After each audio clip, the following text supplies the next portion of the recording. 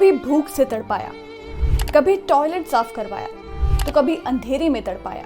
कुछ ऐसी थी हमास की खौफनाक कैद। करीब 4 से 71 दिन की काली कैद के बाद घर लौटी इजराइल की महिला बंधकों ने खुद सुनाई अपनी आप बीती। 7 अक्टूबर 2023 को इजराइल पर हमास के हमले के साथ शुरू हुई जंग पर लंबे इंतजार के बाद विराम लग गया है। सीज फायर के बाद बंधकों की रिहाई भी शुरू हो चुकी है। 2 चरण में इजराइल के बंधकों को रिहा किया गया है। बीते शनिवार को हमास ने 4 महिला बंधकों को रिहा कर दिया। उनकी रिहाई के बाद इजराइल में खुशियां मनाई गई। लंबे समय के बाद घर वापसी कर रहे इजरायली बंधकों के स्वागत के लिए उनके घर वाले बॉर्डर पर पहुंचे।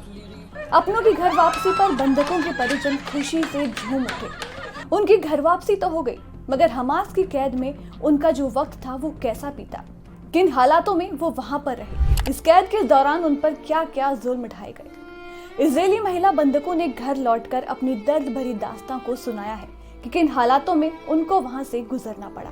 इजरायली बंधकों ने अपने घर पहुंचने के बाद बताया कि हमास की कैद में उनको शारीरिक और मानसिक पीड़ाओं से गुजरना पड़ा।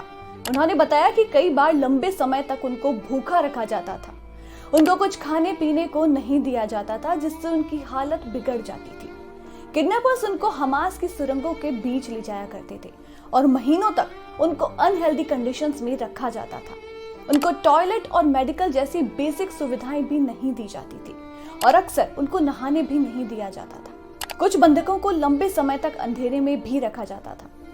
इजरायली बंधकों को फिजिकल टॉर्चर तो किया ही जाता था, इसके साथ साथ जबरदस्ती उनसे काम भी कराया जाता था। कुछ से हमास के आतंकियों के लिए खाना पकवाया करते थे, तो कुछ से जबरदस्ती टॉयलेट तक साफ करवाया जाता था।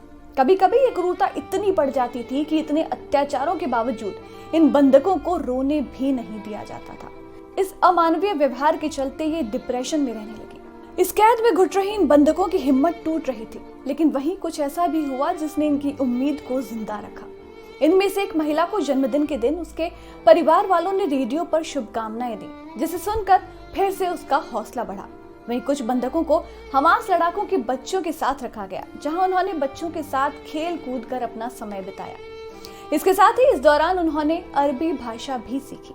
शुरुआत में इन महिला बंधकों को एक साथ ही रखा गया था, मगर बाद में इनको अलग अलग कर दिया गया, जिससे उनके लिए ये समय और भी ज्यादा भारी हो गया।